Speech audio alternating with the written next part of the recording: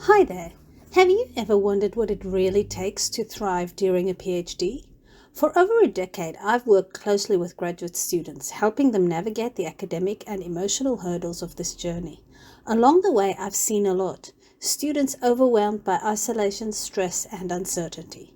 Many come to me not knowing why they feel the way they do or where to turn for help. Let's talk about the bigger picture. Mental health is a major issue in our society. Did you know that nearly half of all Australians will experience a mental illness at some point in their life? Now imagine the pressures of a PhD, high workloads, financial insecurity, and a lack of work-life balance. It's then no surprise that PhD students are twice as likely to struggle with mental health compared with the general population. Some studies even compare their stress levels to those of incarcerated individuals. Shocking, right? So how can we make this better? This is where the concept of psychological capital comes in. The definition I like to use refers to psychological capital as the hero within. Hero stands for hope, efficacy, resilience, and optimism. These are the mental tools that help us stay motivated, face challenges, bounce back from setbacks, and believe in our ability to succeed.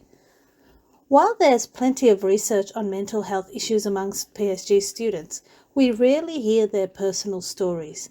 These stories matter because they show what it's really like and can drive change in universities. In my study, I focused on one PhD student, who I call M, at a large Australian university. This was done by using narrative ethnography as a methodology.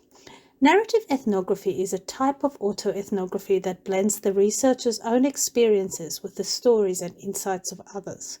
It focuses on understanding others' experiences while adding depth by including the researcher's perspective. I gathered M's data through an online survey, email-based conversations, and my own field notes.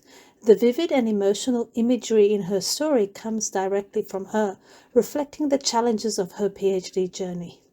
To ensure the analysis was trustworthy, I cross-checked information from the survey emails and my experiences, with M actively helping to interpret the data and providing additional context where needed. This means that M and I worked together to shape the insights, turning what started as a survey into a collaborative and ongoing conversation. I collected my data using a simple reflective approach, starting with recorded Zoom conversations with myself. As I wrote the manuscript, I kept reflecting on my thoughts and feelings about the experiences I was describing. This process brought back memories from my childhood that shaped my identity, helping me connect more deeply with my experiences and M's story. M's vulnerability also pushed me to think more critically about my own time in academia. I even talked with my family to confirm my memories and reviewed old documents like leave applications and my thesis examiner reports. Finally, I looked back at my field notes to add richer context to M's responses. So what did I find? Reflecting on my PhD journey, I can see how the challenges I faced shaped my academic identity. A lab accident left me with a severe allergy, forcing me to change my focus of my research and teaching. Later, a serious injury required months of recovery and even learning to walk again. Despite these setbacks, I adapted and managed to complete my PhD in under 4 years with the support of my supervisors and family. These experiences tested my resilience and resourcefulness, but my strong sense of purpose and hope kept me moving towards my goal of becoming a university lecturer. My upbringing played a key role as my parents encouraged my love for learning from an early age, which gave me confidence in my ability to succeed. These formative experiences, along with my faith and a strong sense of identity, gave me the optimism and determination to overcome adversity. The challenges I faced during my PhD also sparked my interest in improving doctoral education, particularly in addressing the mental health struggles many students experience. I believe it's crucial to create academic environments that nurture hope, resilience, and a sense of belonging. By doing so, we can help future researchers thrive and transform academia into a more inclusive and supportive space. M's PhD journey highlights the immense challenges she faced as an international student in Australia. Passionate about her research topic, M began her doctoral studies with optimism, but soon encountered significant psychological distress. Her struggles included isolation, pressure to publish, and concern over her ability to secure research funding. At one point, her mental health deteriorated so severely that she experienced frequent panic attacks, leaving her physically and emotionally exhausted. Despite these challenges, M initially avoided seeking help due to the stigma surrounding mental illness and fear of being judged, particularly within her cultural and religious circles. Over time, M reached a turning point when she realized her well-being was essential for completing her PhD. This shift in mindset helped her prioritize self-care and develop strategies to manage her mental health while continuing her studies.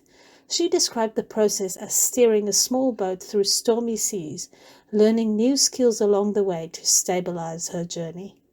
M found support in her faith, her curiosity for her research, and a growing sense of compassion for herself. Importantly, she began sharing her struggles with fellow PhD students, discovering a sense of community and mutual encouragement that helped her regain resilience and optimism. By sharing her story, M not only found strength in vulnerability, but also highlighted the importance of creating spaces where PhD students can thrive despite the challenges inherent in academia. What can we learn from this study? First, we need to create supportive spaces where students can connect and collaborate, like writing groups that foster not just skills but also a sense of belonging. Second, we need to reframe adversity as an opportunity for growth. By sharing our own challenges as educators, we can model resilience and show that failure is part of the process. Lastly, let's normalize seeking help. Supervisors should have open, honest conversations about mental health and encourage students to access professional support when needed. Resilience isn't about enduring hardship alone. It's about having the tools and support to bounce back stronger. PhDs are tough, but they don't have to be isolating. By fostering hope, resilience, and optimism, we can create an academic environment where students don't just survive, they thrive. Thank you for watching, and let's keep working together to make academia a more inclusive and supportive place.